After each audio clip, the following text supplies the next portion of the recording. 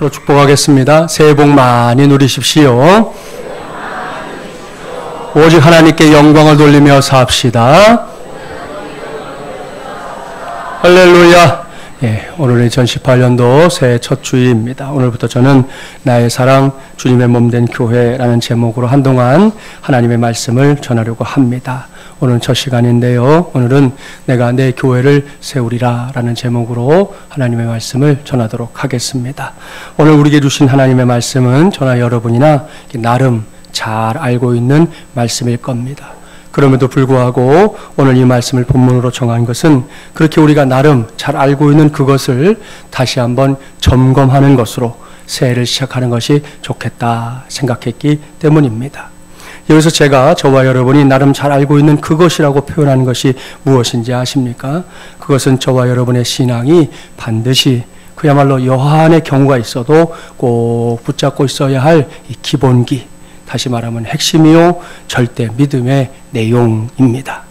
이러한 것들은 세상을 살아가는 데 있어서도 매우 동시에 꼭 있어야 할 중요하고 유용한 것들입니다. 이것이 무슨 의미인지를 깨닫게 해주는 책을 한 권 소개하려고 합니다. 2018년을 시작하면서 여러분도 꼭 한 번쯤은 읽었으면 좋겠다 하는 생각을 하는데요. 로버트 풀건 목사님이 쓴 내가 정말 알아야 할 모든 것은 유치원에서 배웠다 라는 책입니다. 그리 두껍지도 않고 또 읽어보시면 내용도 술술술 잘 넘어가는 그런 책입니다. 그래서인지 몰라도 이 책의 강조점은 매우 간단합니다. 인생을 어떻게 살 것인가, 무엇을 할 것인가, 어떻게 존재할 것인가 라는 이 문제에 대한 해답은 고급 지식에 있는 것이 아니다. 아주 단순한 지식에 어린 아이들도 알 수 있는 그런 지식에 있다는 겁니다. 예를 들어 볼까요? 풀건 목사님이 자신이 유치원에서 배운 것들을 몇 가지 쭉 나열하고 있는데 이런 것들입니다. 무엇이든 나누어 가지라. 공정하게 행동하라. 남을 때리지 말라. 사용한 물건은 제자리에 놓으라. 자신이 어지럽힌 것은 자신이 치우라. 내 것이 아니면 가져가지 말라. 다른 사람을 아프게 했으면 미안하다고 말하라. 음식을 먹기 전에는 손을 씻어라. 변기를 사용한 다음에는 물을 내리라. 밖에 나가서는 차를 조심하고 옆 사람과 손을 잡고 같이 움직이라. 등등. 사랑하는 마주물리란 가족 여러분 어떻습니까? 여기에 있는 것들이 대단하고 거창한 고차원적인 그런 지식입니까? 아닙니다. 아주 단순한 지식입니다. 어린아이들 앉혀놓고 몇 마디만 설명하면 애들이 다 고개를 끄덕끄덕 할 만한 그런 지식이잖아요. 이 중에서 한 가지만 좀 더 생각해 볼까요? 밖에 나가서는 차를 조심해라. 이거 무척이나 단순한 말입니다. 이 책의 제목처럼 유치원에 다니는 친구들은 이러한 지식을 곧바로 행동에 옮길 줄 압니다. 요즘 같은 세상에서도 이렇게 자신이 배운 것을 몸소 실천에 옮기는 친구들은 횡단보도 건널 때 꼭 손을 들고 건너잖아요. 어른들은 쉽게 무단횡단하고 신호가 바뀌었는데도 무시한 채 마구 달려가지만 유치원에 다니는 아이들은 결코 그렇게 하지 않습니다. 반면에 자신이 어른이라고 생각하는 사람들에게는 이게 아주 유치찬란한 잔소리처럼 들리는데요. 잔소리 같고 누구나 할 수 있는 것 같은 이 단순한 그 말 한마디가 도서관을 가득 채우고 있는 위대한 지식들보다 더 귀할 때가 있다는 거 우리는 알아야 합니다.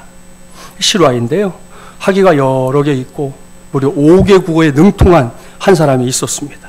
그는 그동안 공부했던 모든 이력을 인정받아서 국가에서 운영하는 연구기관의 중요한 직책으로 발령까지 받았습니다.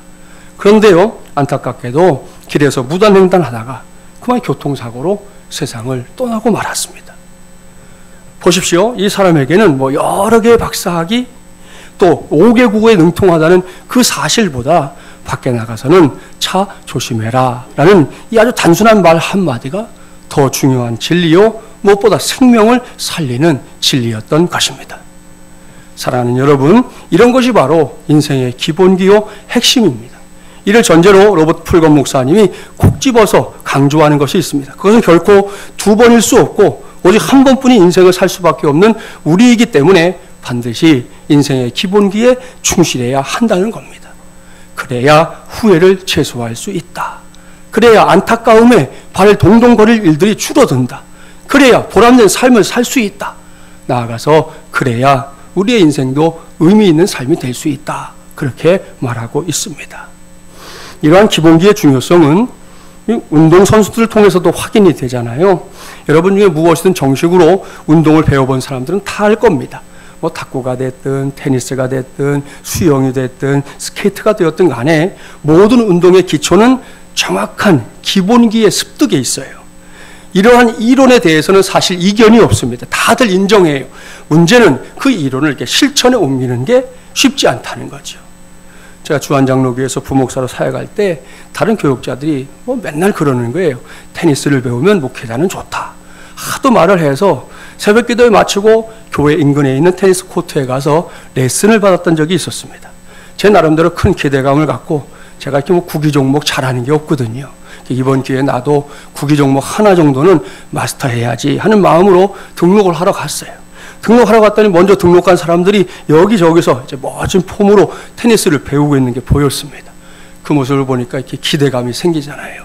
나도 레슨 받으면 저렇게 멋지게 칠 수 있겠구나. 드디어 레슨 받는 날이 됐습니다. 새벽기도 마치고 열심히 달려갔는데 저는 레슨 첫날부터 실망했습니다. 이 테니스 코트니까 다른 건 몰라도 테니스 공이 막 차고 넘치지 않겠습니까? 여기저기 뭐 날아와 있는 것들도 있고 한쪽에 무더기처럼 쌓여있는 테니스 공들도 있는데 그 많은 테니스 공 중에 단 하나도 건드려 보질 못했어요. 코치는 그렇게 첫날은 물론이고 얼마간 동안 아예 공에 손도 대지 못하게 하고 계속해서 폼만 가르치는 거예요. 처음에는 그러려니 조금만 지나면 나도 테니스를 치게 될 거야 그런 생각했죠. 그런데 아니었습니다. 여러 날 동안 뭐 공에는 손도 대질 못했어요. 나중에는 레슨비가 아까운데 그런 생각이 들었죠.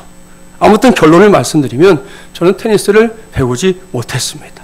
목회 때문에 뭐 시간을 내는 것도 어려웠지만 너무 더디게 가니까 시간도 아깝고 돈도 아깝다 하는 생각에 중간에 포기하고 말았어요. 제가 포기하는 게 별로 없었는데 이건 포기했어요. 근데 지금 생각해 봐도 참 어리석었다 생각합니다. 그 뒤로도 운동하는 사람들을 보거나 혹 배울 기회가 되면 코치들이 제일 먼저 가르쳐주는 게 이게 폼이거든요.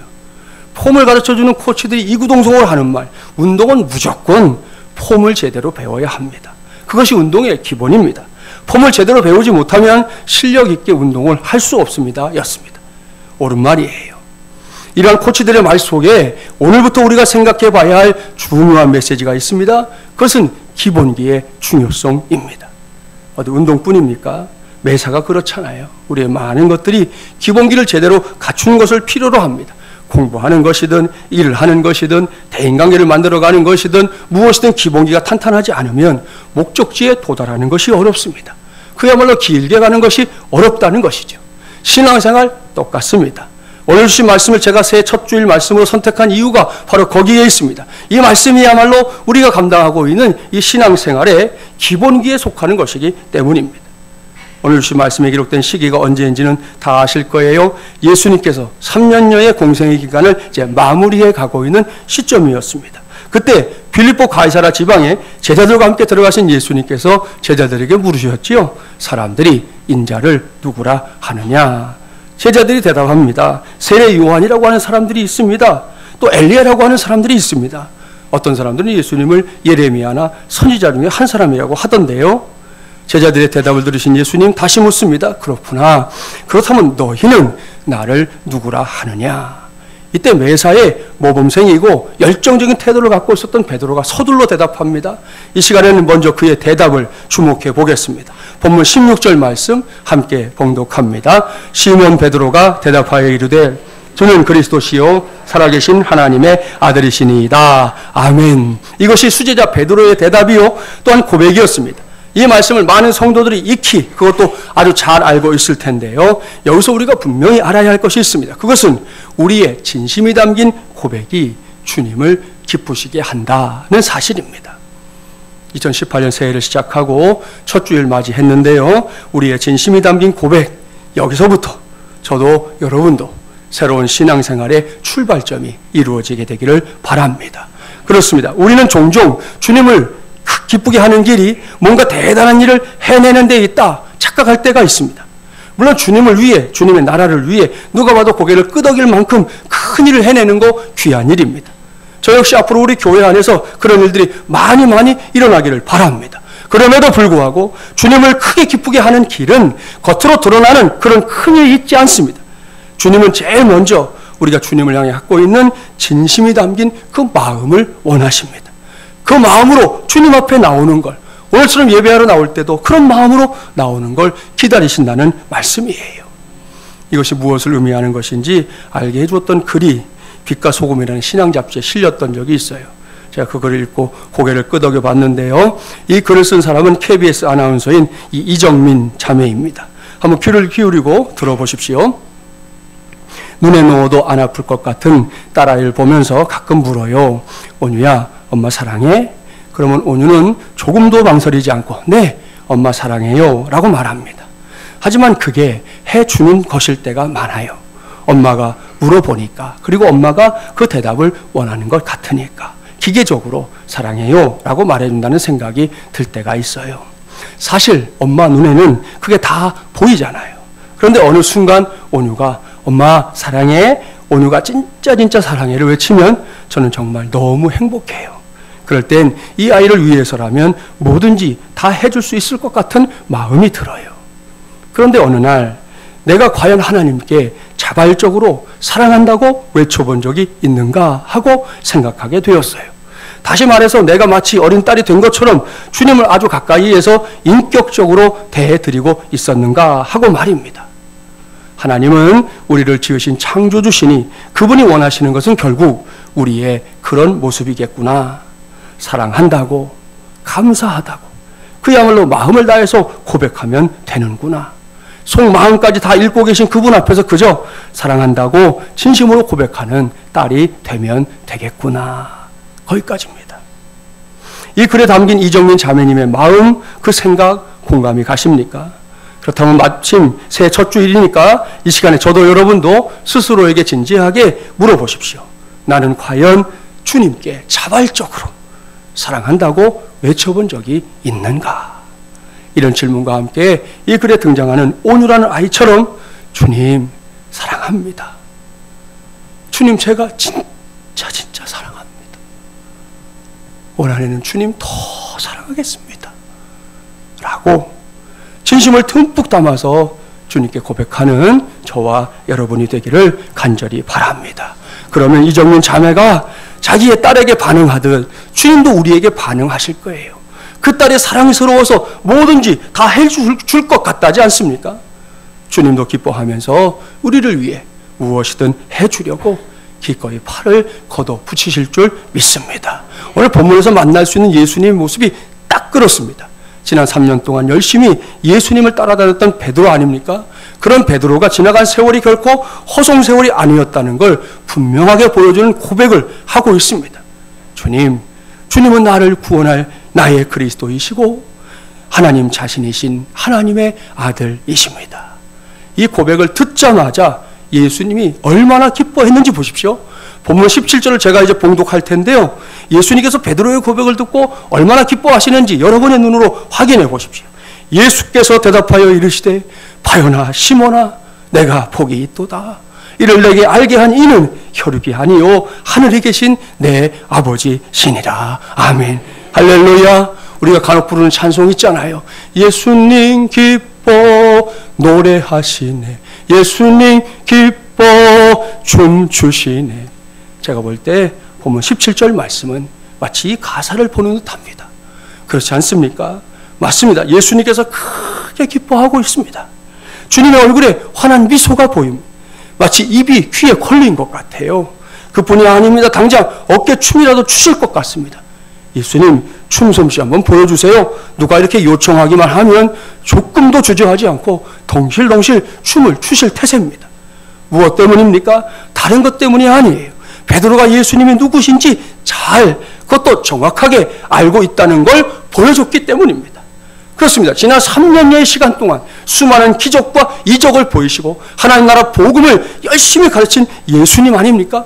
그런데도 그렇게 바로 곁에서 예수님을 지켜봤고 예수님의 말씀을 직접 들었지만 아직도 대부분의 사람들이 예수님에 대해 잘 모르고 있었어요. 자다가 봉창을 두들기듯 엉뚱한 소리만 해대고 있었단 말입니다. 뭔가를 알고 있기는 한 것 같은데 핵심을 모르는 것이죠. 그런데 기본기가 다져 있었던 베드로는 달랐습니다. 그는 잘 알았습니다. 아주 잘 알고 있었습니다. 사랑하는 여러분, 우리도 마찬가지입니다. 교회의 문턱을 마르게 닳도록 넘나드는 것, 그것도 분명히 의미가 있어요. 그렇게 하지 않는 사람들보다는 훨씬 나은 일입니다. 다 아시죠? 교회는 누구나 다 들어올 수 있는 곳이라는 사실을 말입니다. 예수를 믿는 사람들이 들어오는 건 말할 것도 없지만 믿음이 좀 부족해도 얼마든지 들어올 수 있어요. 심지어는 아무런 믿음이 없어도 괜찮습니다. 예수님의 이을자 몰라도 괜찮습니다. 그 사람이 주님의 몸된 교회 안에 발을 들여놓은 것만 해도 놀라운 일이에요. 위대한 일이에요. 귀한 일이에요. 복된 일이에요. 우리 교회가 이 지역에서 전도를 시작한 지 이제 어느새 만 6년이 지나갔습니다. 그러다 보니 부득불 동네에서 자주 이렇게 보는 사람들이 생기지 않겠어요? 그래서 길을 가다 보면 사람들을 만나게 되면 저는 일단 인사부터 가능한 합니다. 오늘 내릴 때도 인사부터 해요. 가끔 차 빼달라고 말하는 사람도 내려가서 인사하고 차 빼주고 그렇게 합니다. 그런데 종종 우리 교회 성도들 말고요, 바깥에 있는 남자분들이 저를 보면 당황해 할 때가 있어요. 그분들이 어느새 제가 목사인 걸 아는 거죠. 특별히 담배를 피우다가 스스로 놀라는 거예요. 저는 아무 말도 안 했습니다. 그분들 스스로가 민망해하고 얼른 감추는 일들이 종종 있어요. 그러면 괜히 제가 미안하잖아요. 어떤 때는 담배 피우고 있는 남자분이 저기 보이면 일부러 다른 데로 이렇게 쳐다보고 가다가 가까이 가서 그때쯤 되면 벌써 알아서 치웠으니까 이제 인사를 이렇게 하기도 해요. 아무튼 이런 사람들도 다 교회에 들어올 수 있습니다. 그것이 하나님의 뜻입니다. 그런데 거기서 머물면 안 된다는 거죠. 시간이 흘러가면서 저도 여러분도 진짜 생짜배기 세가족들도 예수 그리스도를 알아야 합니다. 잘 알아야 합니다. 그래서 누구 앞에서든지 자신 있게 내가 믿는 예수님에 대해 전할 수 있는 그 자리까지 가야 되지 않겠습니까? 그런 사람들이 모이는 곳에 주님께서 행하시는 놀라운 역사가 있어요. 그것은 바로 그곳에 주님의 교회를 세우시는 것입니다. 본문 18절 말씀 함께 봉독해 봅니다. 18절입니다. 또 내가 내게 이르노니 너는 베드로라. 내가 이 반석 위에 내 교회를 세우리니 음부의 권세가 이기지 못하리라. 아멘. 할렐루야. 이것은 위대한 말씀입니다.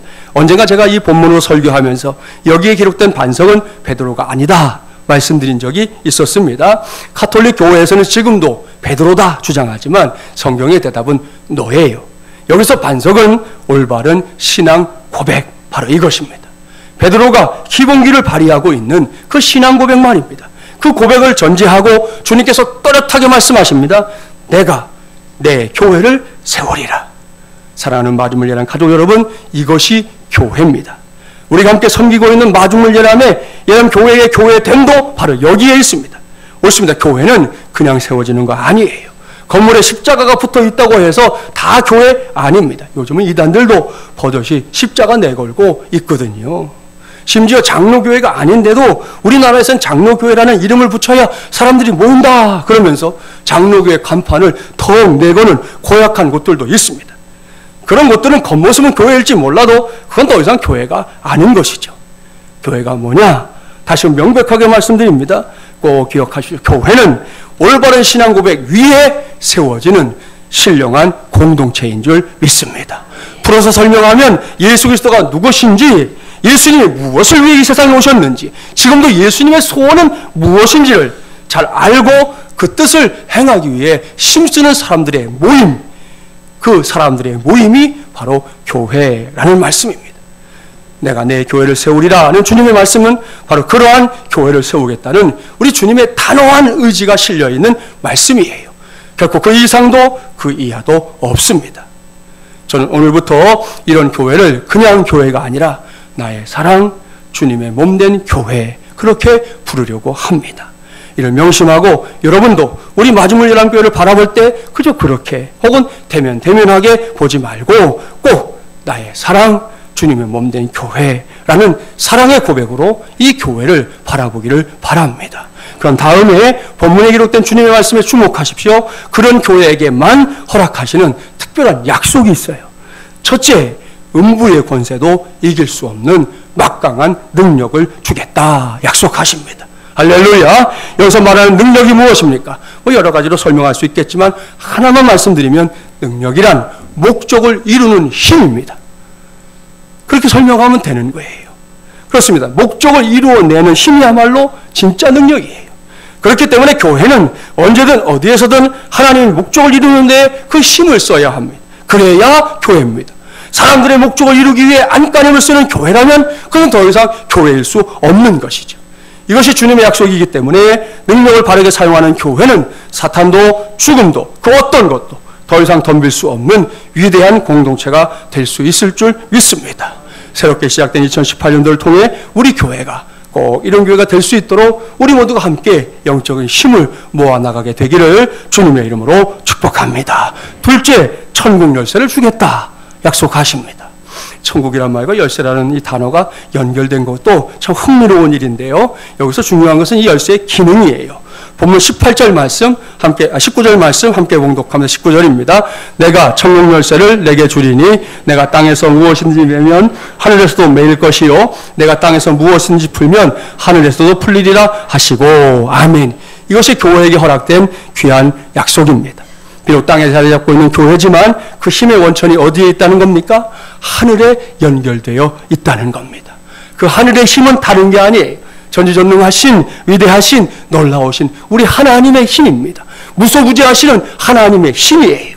따라서 우리가 여기서 예수 그리스도의 이름으로 사탄과 악한 권세를 묶어버리면 하나님께서 그것을 그대로 묶어주신다 말씀하고 있는 것입니다. 또 우리 앞길을 가로막고 있거나 꼼짝달싹 못하게 만드는 그렇게 무수하게 묶여있는 것들을 예수 그리스도의 이름으로 풀어버리면 하나님께서 그것들이 다 맥을 못 추게 역사하시겠다 약속하고 있는 것입니다. 믿습니까? 할렐루야. 이것이 교회의 힘이에요.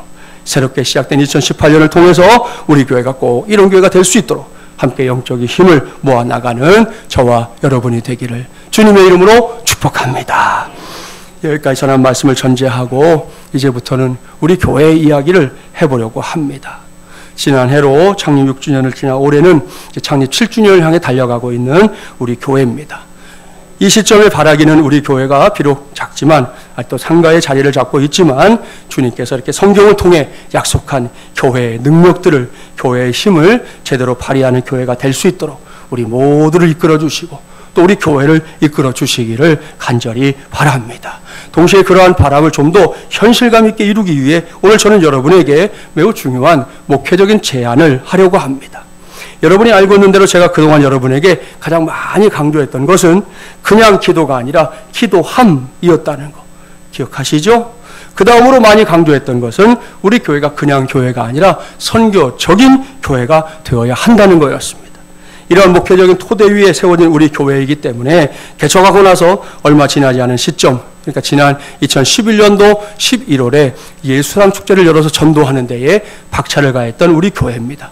감사한 것은 그때 첫 예량제의 열매였던 성도들이 작년과 올해에 걸쳐서 우리 교회에서 이제 서리 집사님들이 되었다는 거지요.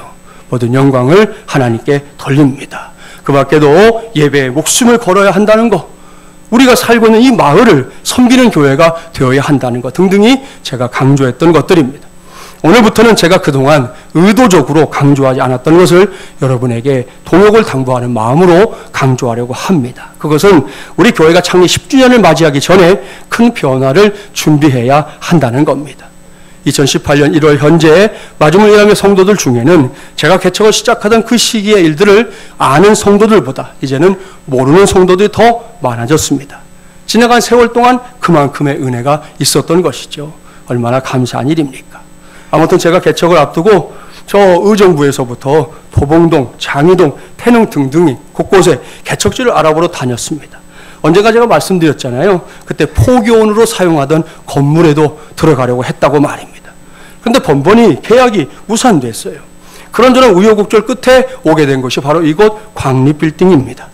첫 해에 지금은 이렇게 대외시된 이 공간에 대한 월세가 50만 원이었습니다. 이 정도 공간에 그런 월세 과연 가능할까요? 그때도 그렇지만 지금은 더더욱 그렇게 월세 내서 이 정도의 공간을 얻는다는 건 불가능한 일입니다. 이 공간 얻은 것 자체가 은혜였어요. 개척하고 나서 노회에서 목사님들 만나서 얘기를 하면 다들 놀라워하는 거예요. 어째 이런 일이 뭐 그런 표정들이었어요. 그렇게 시작해서 오늘에 이르기까지 이 공간은 우리 교회에게 그야말로 복된 공간이 되어 주었습니다. 처음에 우리가 남녀노소가 다 같이 여기서 함께 예배하지 않았습니까? 지금까지도 이렇게 예배하는 공간이 되었으니 참 복된 공간이기에 맞지요. 단 한 가지, 그때나 지금이나 문제가 있어요. 그것은 이 건물이 엘리베이터가 없는 건물이라는 사실입니다. 그래서 저는 교회 안에서도 혹은 밖에 나가서도 우리 교회를 소개할 기회가 돼서 소개하면 우리 교회는 시편 121편의 교회다 그렇게 말합니다. 내가 산을 향하여 눈을 들리라. 나의 도움이 어디서 올까? 나의 도움은 천지를 지으신 여호와에게서로다. 이 말씀을 찬송으로 읊조리며 여호와의 산에 올라갔던 이스라엘 백성들처럼 우리 교회는 그렇게 저 위에 바라보며 오르내리라는 곳이다 그렇게 말합니다. 지금은 사라졌지만 아는 분들 있죠? 왕년에는 1층 현관에 딱 들어서면 입에도 담기 민망한 걸스바가 지하에 떡하니 자리를 잡고 있었어요. 우리를 환영해 주는 게 걸스바 간판이야. 그런 다음에 2층에 올라오면 지금도 있는 PC방, 3층에 올라오면 당구장과 기원이 그때나 지금이나 여전히 자리를 잡고 있습니다. 그 모든 유혹을 다 물리치고 올라와야 마중물 예람교회입니다. 이런 여건 속에서도 하나님의 은혜는 계속됐습니다. 그런 여건 속에서도 변함없이 교회를 섬겨주고 함께 힘을 모아 이 교회의 꿈나무들을 위해서 교육관까지 마련할 수 있도록 동역해준 성도들이 있었습니다. 대회실 앞에 있는 미션홀도 마련해서 평일에는 성경 공부를 비롯해서 부수적인 사역들을 위해 사용하고 있고요. 주일에는 우리 찬양대가 연습실로 쓰고 또 이 시간에는 저 뒤에 있는 잠옷을 처음에 조그맣게 만들었기 때문에 아이들이 늘어나니까 얘들이 들어갈 수가 없잖아요. 그래서 아이들에게 좀 더 넓은 잠옷을 만들어 주었더니 우리 아이들이 또 얼마나 좋아하는지 모릅니다. 이 모두가 하나님의 은혜입니다. 아울러 마중물 예람 성도들이 함께 동역해준 결과인 줄 믿습니다. 그런데 시간이 어느 정도 흐르면서부터 이곳에 올라오는 걸 어려워하는 사람들이 생겼습니다. 기존의 성도들 중에 몇 사람이 그동안 부득불 이렇게 다리를 다친 일이 있었는데요. 그렇게 되면 다리가 다 낫기까지는 예배하러 올 수가 없는 거예요. 그럼에도 불구하고 기존의 성도들은 기꺼이 불편함을 감수해 주었습니다. 문제는 새가족들입니다.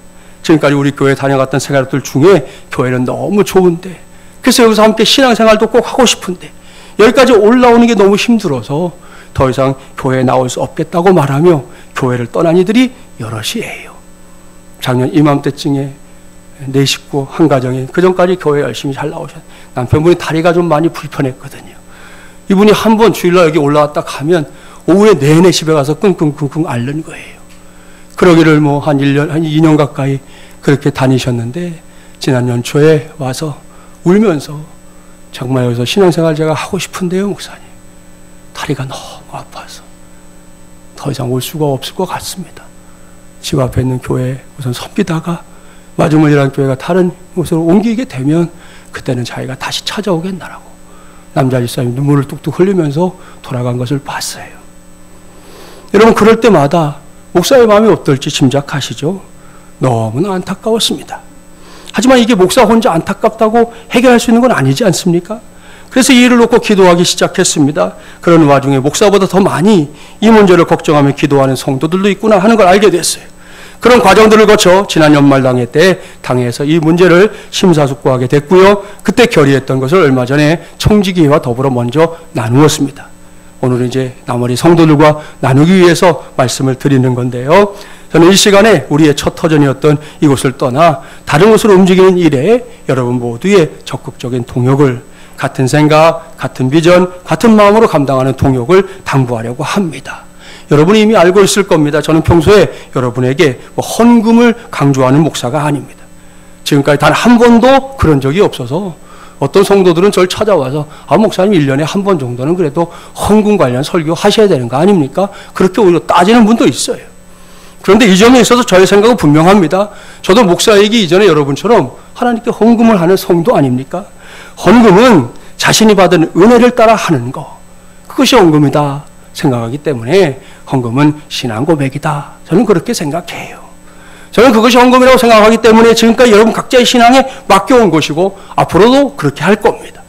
하지만 이번에 교회가 감당하려고 하는 일, 그러니까 교회의 터전을 옮기는 일은 분명히 저와 여러분, 또 여러분과 여러분이 힘을 모아야만 할 수 있는 일입니다. 그저 몇몇 사람의 헌신이나 수고로 할 수 있는 게 아니라는 것이죠. 간혹 그렇게 하는 경우들도, 그런 교회들도 있어요. 근데 그게 결코 좋지 않아요. 그 몇몇 사람에 의해서 결국은 나중에 교회가 자주우지되는 그런 일 생기더라고요. 그거 바람직하지 않아요. 그래서 다음 주일부터 공식적으로 목사인 저를 비롯해서 전 교인들이 건축원금 작정을 하려고 합니다. 방법은 가정마다 차이가 있을 수 있어요. 뭐 일회적으로 하실 수도 있고 여러 차례 나눠서 할 수도 있을 겁니다. 전 담임 목사로서 이 일이 성도들에게 어느 정도 부담이 되는 건 뭐 피할 수 없겠지만 지나친 부담이 되거나 신앙생활에 방해가 되는 건 무조건 반대합니다.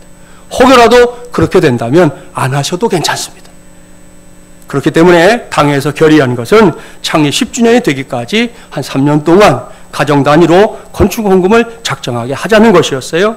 작정한 건축헌금을 매달 작정한 액수만큼 여러분이 봉헌 시간에 헌금하면 됩니다. 그러면 그걸 다 모아서 전액 건축헌금 통장에 적립을 하게 될 겁니다.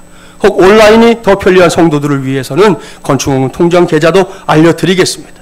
그러고 나면 매주 실령부에서 통장 정리하고 입금 확인이 되는 대로 주보에 헌금자 명단도 실어드리도록 하겠습니다. 이 일이 우리 교회로서는 개척한 이후에 가장 막중한 일이기 때문에 저와 당회원들이 최선봉에 서려고 합니다.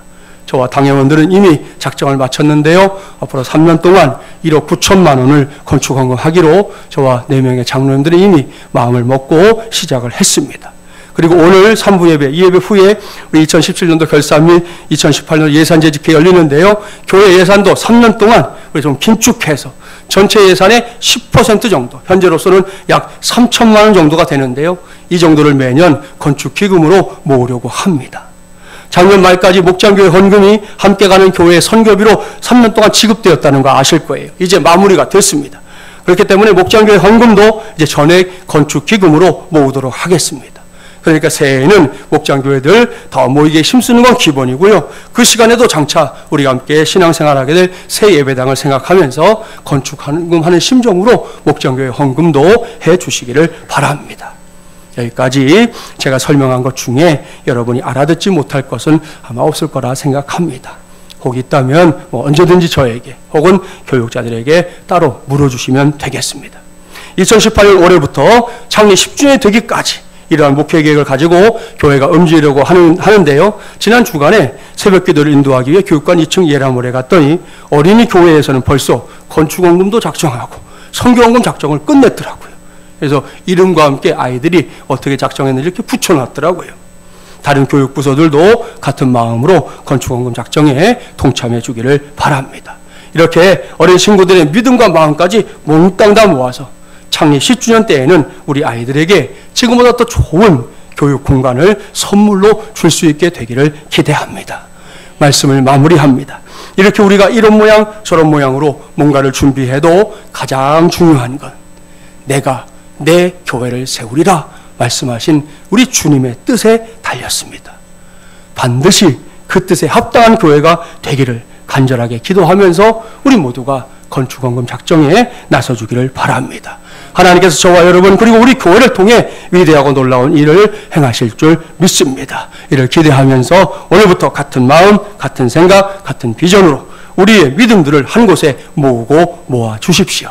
그로 인해 우리 마주물리란 교회가 하나님께 영광 돌리는 교회, 주님이 친히 세우시는 주님의 교회로 굳건하게 세워지게 되기를 주님의 이름으로 간절히 축원합니다.